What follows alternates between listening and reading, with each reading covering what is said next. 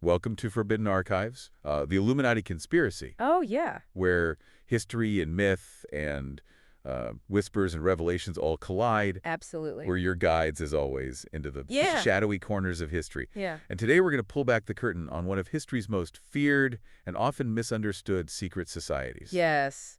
the Illuminati. The Illuminati. It's a story that's both fascinating and frightening. Right.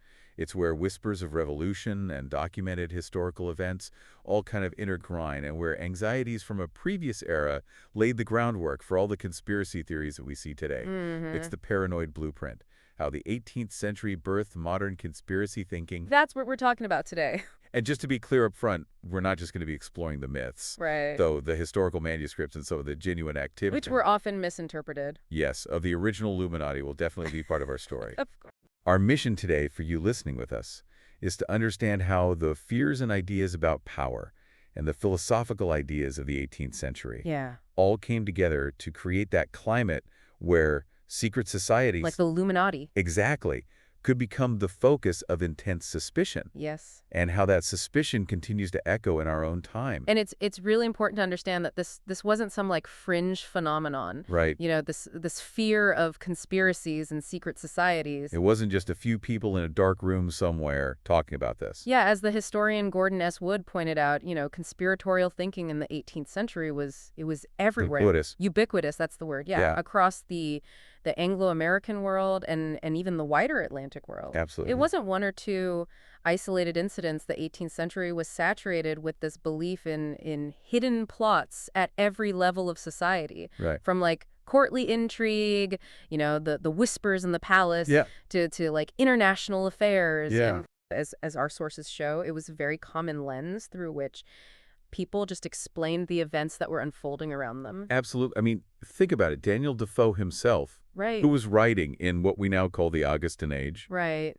This was a period of great intellectual kind of ferment, Yeah. but also deep anxieties about, social stability. Oh, yeah. And that roughly spans the early to mid 18th century, which, it makes people at that time particularly receptive to this idea that there are these hidden forces at play. Yeah. And he labeled it an age of plot and deceit. Oh, wow. That really sets the tone right there. Yeah. And it wasn't just these high-minded pronouncements. Yeah. It was even in popular culture at the time. Sure. Like in Farquhar's play, The Beau Stratagem, Okay. where you have these characters that are humorously listing all of the telltale signs of a plot. Okay. So, for example, women being involved, priests lurking around, French gold changing hands, and just this general sense of utter confusion about what's going on. Oh, wow. So it's funny, Yeah. but it also reflects this really deep-seated suspicion. It's interesting how satire even played a role in this. No, absolutely. Like Swift, in his own very biting style, Yeah. suggested these rather outlandish ways to uncover these supposed conspirators. Uh-huh. You know, like he was making fun of it, Right. but it does highlight the sense that these hidden agendas were just everywhere, Right. just waiting to be unearthed. And it wasn't just the elites who were thinking this way either. Yeah. It really permeated the culture. Yeah, and the types of conspiracies that people believed in were incredibly varied. Oh, yeah. You had the classic court intrigues, Right. the whispers of backstairs deals, Sure. ministerial manipulations, Yeah. factional infighting, aristocratic power plays. Right. But significantly, for our topic today, by the latter half of the 18th century, there was this growing fear of secret societies Yes. that were operating across national borders. Speaking the vast Atlantic, Yeah. the world was shrinking in a way. Yeah, right. And these secret societies were seen as this kind of hidden hand that was manipulating events across these vast distances. And it's important for our listeners to realize that this wasn't just an American thing either. No, not at all. The American Revolution itself Yes. was steeped in conspiratorial thinking. Yeah, on both sides. Yeah. The American revolutionaries genuinely believed that there was a British conspiracy, A plot. a plot to suppress their liberties, Right. to take away their freedom. And on the flip side, Yeah. the American Tories and the British administration, Mm-hmm. they were equally convinced that they were the victims Yes. of a desperate conspiracy. That's what George III himself called it, Yeah. this desperate conspiracy that was masked by professions of loyalty Right. while secretly plotting rebellion. So both sides Proud themselves rebellions. is being manipulated. By these hidden forces. Yeah. And it's not just limited to the American Revolution either. No?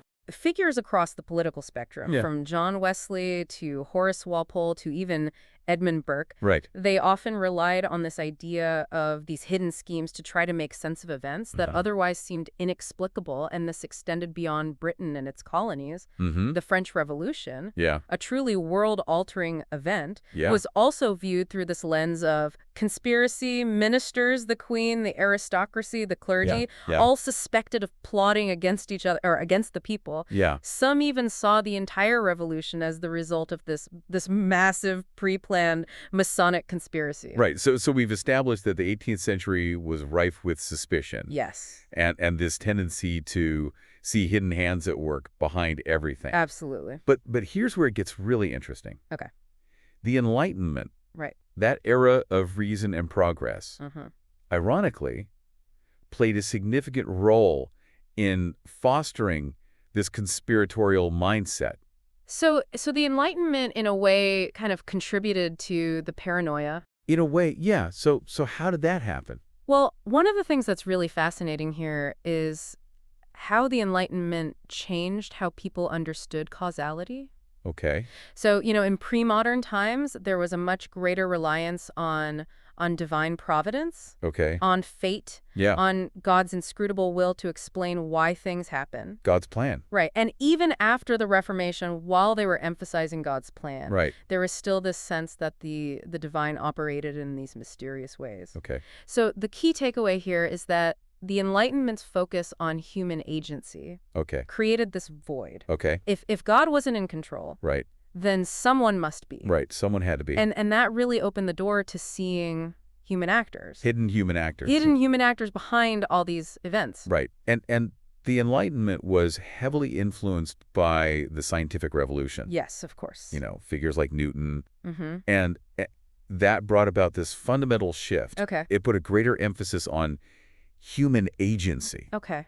on this idea that humans were responsible for the events in their world. So not just pawns of fate, but actually shaping their own destiny. Right. And the destiny of others. Yes, and there's a much more mechanistic view of cause and effect. Okay. For every effect, Yeah. there had to be a discernible cause. Right. And humans were increasingly seen as being in control of those causes Right. in the social and political realms. So it moved away from, God's will to human will. Exactly. If we connect this to the bigger picture for you listening, Yeah. you can see how this kind of undermines that older reliance on fate or divine intervention. Right. The scientific revolution suggested that the physical world operated according to these laws Yes. that could be understood and measured. Right.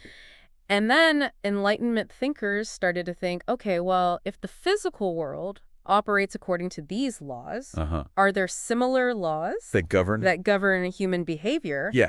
And so moral philosophy really emerged as this quest to identify these uniformities, Okay. these predictable chains of cause and effect in the human sphere. Right. And this eventually leads to the development of the social sciences as we know them today. Right. And the debates around free will were really important here Okay. because they reinforce this idea that individuals had the power Yes. and the intent to shape events. So you're saying that this focus on deliberate human action is a crucial ingredient for all these conspiracy theories. Yeah, because it suggests that nothing happens by accident. Okay. There's always some human intention. Someone is pulling the strings. Exactly. Okay. And we even see thinkers like Warburton and Volney explicitly stating that humanity itself was the primary cause of its own ups and downs, its Yeah. own misfortune. Its own problems. Right. There's a huge departure from attributing everything to divine will. Okay. It really puts the onus squarely on human actions. Human choices. Exactly. Okay. And this idea of a science of causes and effects also extended to how people viewed history. Okay. So thinkers like Bolingbroke saw history not as a series of random accidents, Okay. but as a product of design. Okay. And Gibbon famously defined history as the science of causes and effects. So the intellectual climate at the time was geared towards finding intentionality behind these events. Absolutely. But here's the rub. Okay. This mechanistic view, while empowering in some ways, Uh-huh. also presented a challenge to the idea of moral responsibility. Okay. So if everything was just this predictable chain of cause and effect, Yeah. where did free will and moral choice fit in? Right. If you're just a cog in the machine, how can you be held responsible for your actions? Exactly. And this led philosophers to focus intensely on trying to identify the active principles in human affairs, Okay. the motives, the will, Okay. as the driving forces behind events. So these were seen as the moral counterparts to all those physical forces Yes. that Newton and others had been described. Precisely. Okay. So this raises an important question. Okay. How do you reconcile this mechanistic view with the deeply held belief in human agency and moral responsibility? Okay. Yeah, that's a good question. So the free will debates of the 18th century, Okay. between those who believed in libertarian free will and those who leaned towards necessitarianism, Okay. all circled around this central issue. Okay. But ultimately, both sides, as Hume astutely observed, linked motives to actions. Okay. Even Thomas Reid, who was a proponent of common sense philosophy, Okay. argued that actions would be capricious if they weren't determined by underlying motives. Okay. So there had to be some reason why people did things. Yes, there had to be a motive. Okay. And this had significant moral implications. Okay. The prevailing belief was that moral good and evil resided in the mind, Uh-huh. in those internal dispositions. Okay. Actions were seen as stemming directly from voluntary choice and design. Okay. Mercy Otis Warren, who was a keen observer of the political scene at the time, Yeah. pointed to ambition and avarice as the leading springs of human action. Okay. So there was this strong assumption of a moral identity between cause and effect, Okay. between the motive and the resulting deed. Right. So good motives lead to good actions. Yes. Bad motives lead to bad actions. Exactly. And what's fascinating here for you listening is the strong negative reaction Okay. to Mandeville's seemingly paradoxical idea that private vices could lead to public benefits. Oh, yeah. So this idea really challenged that direct moral link Okay. between cause and effect. So you're saying that it suggested that good outcomes Yeah, could arise from bad intention. from less than noble intentions. Okay. And this was really unsettling to the prevailing moral framework of the time. It kind of complicated things. It complicated that neat connection between intention and result. Right. That was so central to 18th century thinking. Okay. So we have an 18th century that is obsessed with cause and effect. Yes. That's increasingly focused on human agency Right. and deeply concerned with moral responsibility. Absolutely. Now, let's layer on another element to all of this. Okay. The problem of deception and hidden designs. Oh, yeah, that's a big one. So, if human motives are the primary drivers of events, Right. how do you decipher those motives? Especially when people might be trying to conceal them. Right. And this brings us to a core preoccupation of the Augustan age. Okay. The tension between sincerity and hypocrisy. Okay. You know, intellectuals at the time, Yeah. from Molière to Chesterfield, Right. they debated the role of politeness, Okay. of presenting a certain facade, Yeah. of concealing one's true feelings to kind of navigate social and political life. So it was all about appearances. Yeah, and Chesterfield himself noted that in courts, which were driven by ambition and avarice, Of course. dissimulation was often more effective than outright violence. Wow. So it led to this culture of very carefully constructed appearances. So you couldn't really trust anyone. Yeah, trust became very fragile. And, Yeah. and this wasn't just theoretical musing either. Right. John Adams, for instance, Yeah. extensively analyzed dissimulation in his writings. Okay. He even called it the first maxim of worldly wisdom. Wow. So deception was seen as a necessary tool for success. In a way, yes. Wow. And the very nature of patronage politics in that era, Yeah. where advancement really depended on cultivating the favor of these powerful individuals, Right. really fostered this environment of circumspection Mhm. and suppressing your genuine feelings. Okay. You know, you couldn't just say whatever you wanted. Right. You had to be careful. You had to be very careful. So political life itself was breeding suspicion. Yeah, absolutely. And what's crucial for you to understand here is the growing distrust of elites that arose from this. Right. There is this sense that those in power, the courtiers, Yeah. were masters of deception. Right. They knew how to play the game. They knew how to play the game, Right. and this even led to an idealization of men of feeling. Okay.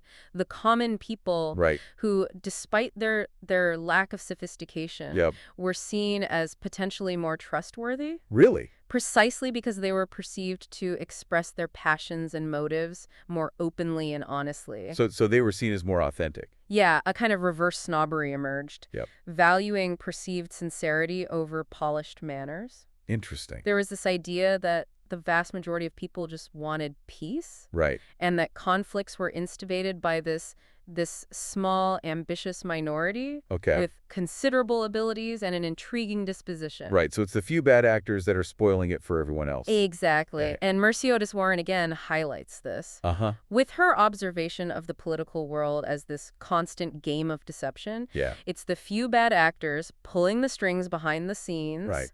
And because inner thoughts and true motives were inherently inaccessible. Yeah, you can't get inside someone's head. You can't know for sure what they're really thinking. Right. Actions became the primary, if not the only, reliable evidence of a person's character and intentions. Okay. As the novelist Henry Fielding noted, a person's actions were considered the surest evidence of their character. Okay. And even a South Carolina polemicist in 1769 Okay. emphasized that while an honest person should express their true feelings, Mm-hmm. words themselves could no longer be fully trusted. So actions speak louder than words. Exactly. Okay. Only outward actions could reveal those hidden inner dispositions. Right. And expose any deceit. Okay. So people became very, very focused on interpreting behavior. Okay. Hume, reflecting on the reign of Charles II, even noted that the dark counsels of his cabal Okay. were only truly understood in retrospect Right. by the events that unfolded, Right. So you could only judge someone's intentions by what actually happened, by the outcome. by their fruits, so to speak. Right. By their fruits, so shall ye know them. Exactly. Became this widely accepted principle for judging character and intent. Yeah, you couldn't just take someone's word for it. You had to look at the outcomes. Okay. Now, if we apply this to the American Revolution, Okay. consider the position of the American colonists. Yeah. They were geographically removed Yep. from the centers of British decision-making. Across the ocean. Exactly. Yeah. They didn't have direct access to the intentions behind British policies, Right. so they were naturally inclined to infer British motives from the actions they observed. Things like the Stamp Act. Exactly. Yeah. So distance really bred suspicion. Yeah. And this need to interpret from afar. Exactly. John Dickinson, in his famous letters from a farmer in Pennsylvania, Yes. based his entire argument on the colonists' ability to discover the intentions of those who rule over us, Right. arguing that British conduct would eventually sufficiently explain itself. Right. And even Thomas Jefferson, looking at the pattern of British actions, Yes. concluded that there was a deliberate, systematical plan of reducing us to slavery. So this reliance on inferring hidden motives from observed actions Right? really became a central feature of 18th century political thought Absolutely. and a key ingredient in the rise of conspiratorial thinking. So again, actions speak louder than words, especially across an ocean. Absolutely. But toward the end of the 18th century, things start to change a little bit They do. as societies become more complex. More complex economically and socially, Yeah. some alternative ways of explaining events start to emerge. Okay. It became increasingly difficult to simply attribute every outcome to the deliberate intentions of individuals. Okay. The world was becoming too interconnected for these simple explanations. Right, like a large interconnected economic system. Exactly. Yeah. The actions of countless individuals, each pursuing their own goals, could lead to these unforeseen and unintended consequences. It's not a puppet master pulling the strings anymore. No, not always. Yeah. Sometimes it's just the messy result of many individual choices. Right, right. And this is where the Scottish Enlightenment thinkers like Ferguson Smith and Miller made some significant contribution. Okay. They began to recognize that individuals acting in their own self-interest could unintentionally generate these broader societal effects. The invisible hand. Exactly, the invisible hand. Okay. Adam Ferguson himself famously wrote that nations could stumble upon establishments which are indeed the result of human action, but not the execution of any human design. So they started to see that systems could have their own logic, Yeah, their own internal logic. separate from individual intentions. Precisely. Okay. And the French Revolution, with its sheer scale and chaotic nature, really further challenged these simplistic, intentional, causal explanations. Right, because how could you possibly plan for something that big and that messy? Exactly. Yeah. Thinkers like Shelley and Wordsworth, Mm-hmm. they grappled with the revolution's unintended and often horrific consequences. Yeah. recognizing that even well-intentioned actions could lead to disastrous outcomes. It wasn't all according to plan. It was a stark reminder that history doesn't always follow a script. So by the late 18th century, the stage was set for the rise of modern conspiracy theories. Yes. But also this growing awareness that not all events could be neatly explained by these deliberate plots of individuals. Right, so more complex. More nuance. Okay. And this brings us to the Illuminati scare of 1798 in America. Okay. Which serves as a really potent example of this 18th century paranoid blueprint in action. So tell me about that. Well, the Federalist Party, facing political opposition from the Republicans, began to accuse them of being linked to this vast international conspiracy orchestrated by the Jacobins and the Order of the Bavarian Illuminati. So this was like a global conspiracy. That's how they saw it. Okay. They claimed this conspiracy was responsible for the French Revolution. Right. And was now threatening to undermine the new American government. Okay, so all those underlying fears about hidden societies and radical ideas. Yeah, all those anxieties about the French Revolution. They coalesced around the Illuminati. Exactly. The Illuminati became this kind of symbol for everything they feared. Okay. And what's really telling here is the Federalist reliance on that core 18th century assumption that we've been discussing. That direct link between beliefs and motives and resulting action. Character, they called it. Right. And the outcomes of those actions. Okay. So they argued that the supposedly irreligious and radical beliefs of the Republicans would inevitably lead to the subversion of social order, just as they believed the Illuminati's supposed atheism had fueled the chaos of the French Revolution. So your beliefs were seen as a direct predictor of your actions. On a grand scale. Okay. So if you had the wrong beliefs, you were going to do bad things. You were a threat to society. Exactly. And we see this really clearly. Yes. In the words of prominent Federalists. Yeah, like David Tappan and Timothy Dwight, right, who emphasized how a person's beliefs directly determine their actions. And consequently, the well-being of society. You know, if individuals were virtuous, the community would be virtuous. If private life was commendable, the public state would be happy. So it was a very direct and almost simplistic way of looking at social change. It was, and it really ignored the complexities of human behavior and social systems. But this assumption was challenged by some Jeffersonian Republicans, like Abraham Bishop.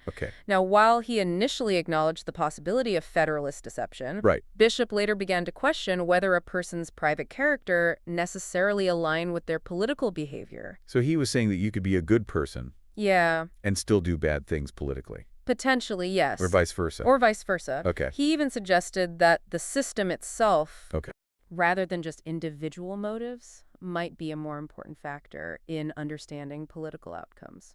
So he was shifting the focus away from individual intentions to the larger system. To the structures of power. Okay. And this was a really significant shift in thinking. Yeah, it was a more nuanced way of looking at things. It was. And Bishop, in a rather forward-thinking way for his time, pointed out that even respectable men could support a problematic system. As he argued many had done during the American Revolution. Right, by supporting the British Crown. Exactly. Okay. He suggested that blaming the system rather than simply demonizing individuals offered a more nuanced explanation. Okay. It was one of the early recognitions that things might be bigger than just individual intentions. Right. And finally, we have Charles Brockden Brown, who was a keen observer of this whole Illuminati frenzy. Right. And he directly critiqued these conspiracy theories. So he wasn't buying it. He wasn't buying it. Okay. He emphasized the simple but often overlooked possibility of unintentional errors. Okay. And the sheer complexity of societal forces,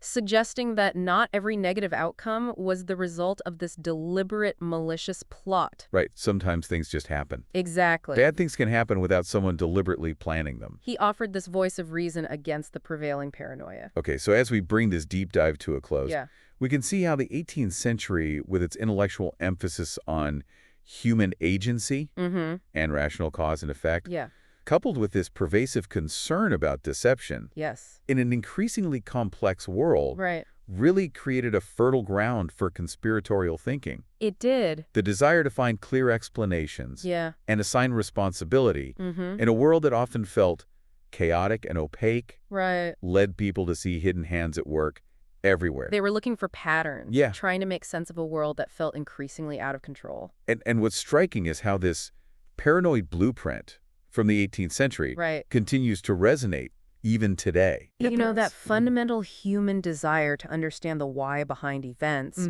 to connect causes and effects in a way that makes sense, and to identify those responsible. To find someone to blame. Right. That remains incredibly strong. Absolutely. And that leaves us with the final thoughts for you listening. Okay. Consider how our modern understanding of complex systems, of unintended consequences, and of the psychological biases that shape how we perceive events still echoes, or perhaps breaks from this paranoid blueprint that was laid out in the 18th century.